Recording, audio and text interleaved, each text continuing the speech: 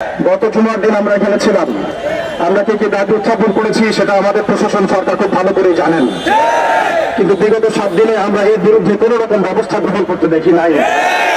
এখন আমরা সরকারকে অনুরোধ করতে চাই, আমাদের নবী আপনার নবী, আমাদের আল্লাহ আপনার আল্লাহ। প্রশাসনকে বলতে চাই, আমাদের নবী আপনার নবী, আমাদের আল্লাহ আপনার আল্লাহ। আমরা জনগণকে বলতে চাই, আমাদের আল্লাহ আপনার আল্লাহ, আমাদের নবী আপনার নবী।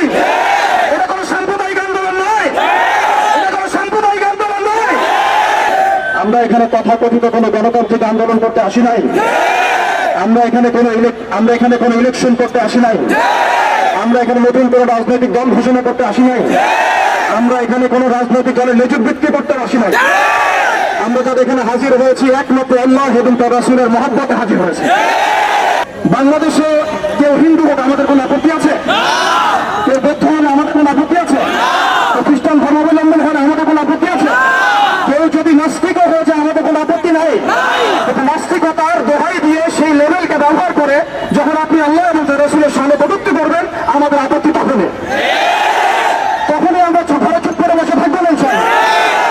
আপনি নাস্তিক হয়ে জাহান্নামে যান, আমাদের কোনো আপত্তি নেই, কিন্তু নাস্তিকতার আদলে আপনি মুসলিমদের সেন্টিমেন্টকে আঘাত করতে পারেন না। আসসালামু আলাইকুম ওয়া রাহমাতুল্লাহি ওয়া বারাকাতুহু। সম্মানিত তাওহীদের জনতা, কেমন আছেন? আমার রাসূলকে অপমান করে সেই মাটিতে আমরা ভালো থাকতে চাই। তাকবীর, তাকবীর, তাকবীর। বিসমিল্লাহির রহমানির রহিম। আলহামদুলিল্লাহ নাহমাদুহু ওয়া নুসাল্লি আলা রাসূলিহিল কারীম, আম্মা বা'দ। সম্মানিত তাওহীদের জনতা, আপনারা সকলে জানেন যে আমরা কি উদ্দেশ্যে এখানে একত্রিত হয়েছে।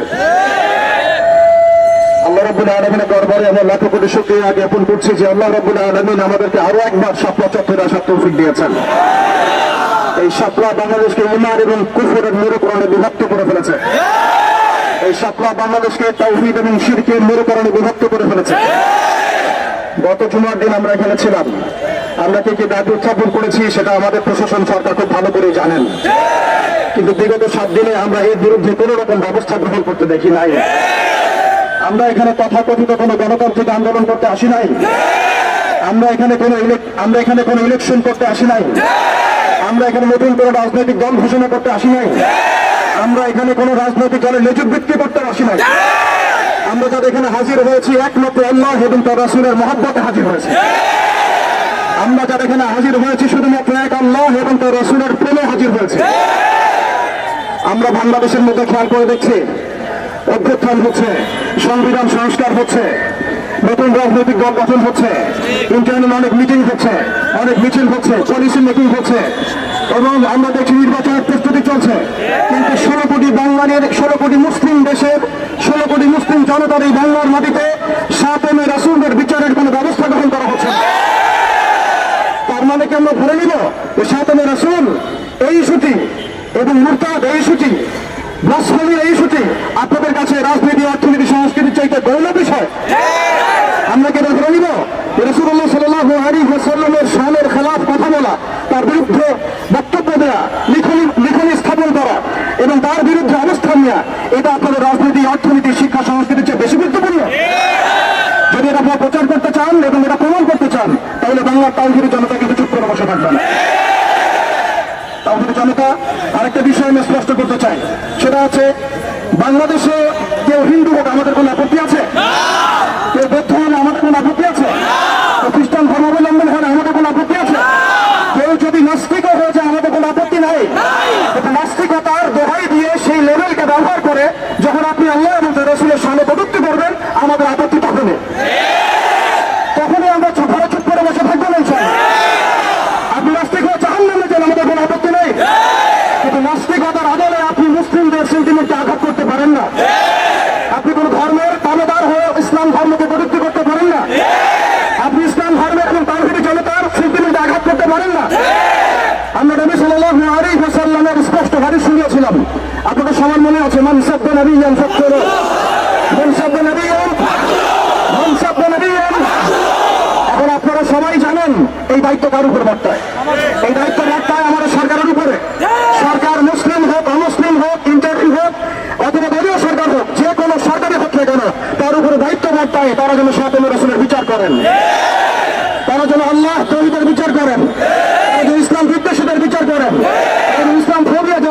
আমাদের বিচার করেন। কিন্তু এখন পর্যন্ত আমরা কাউকে মামলা নিতে পর্যন্ত দেখি নাই।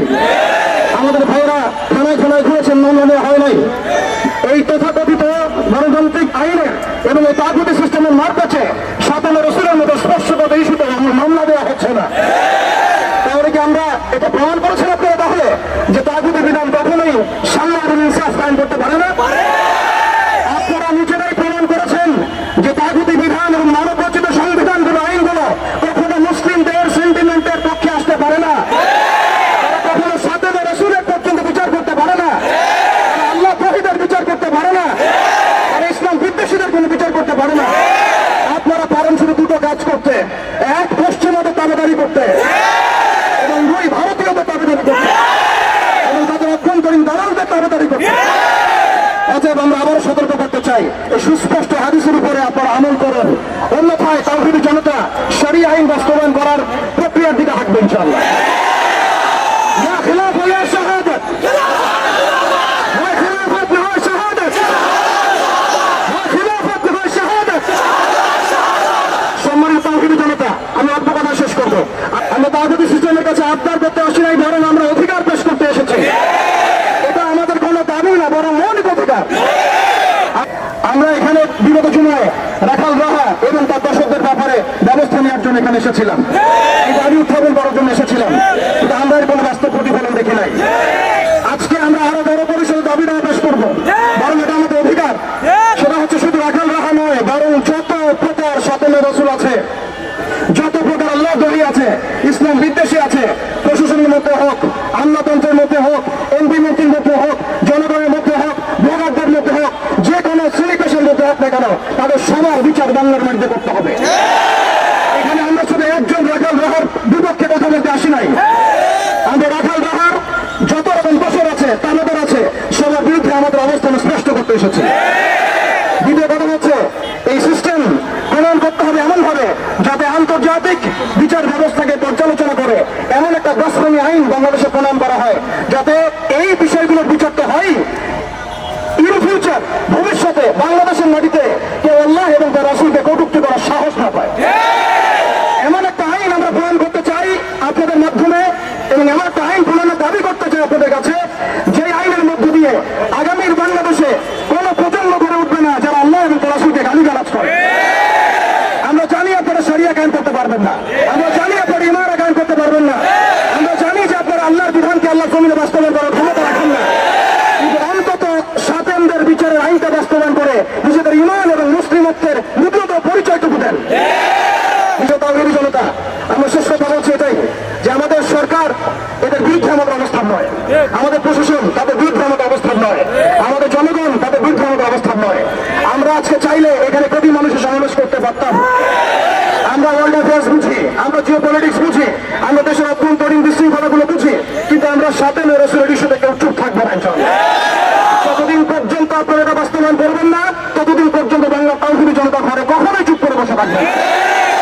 এখন আমরা সরকারকে অনুরোধ করতে চাই, আমাদের নবী আপনার নবী, আমাদের আল্লাহ আপনার আল্লাহ।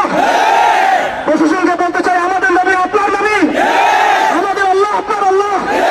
আমরা জনগণকে বলতে চাই, আমাদের আল্লাহ আপনার আল্লাহ, আমাদের নবী আপনার নবী।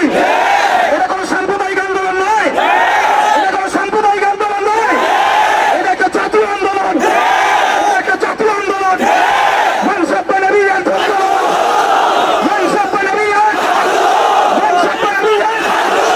ওয়া আখিরু দাওয়ানা আনিল হামদুলিল্লাহি রাব্বিল আলামিন। আসসালামু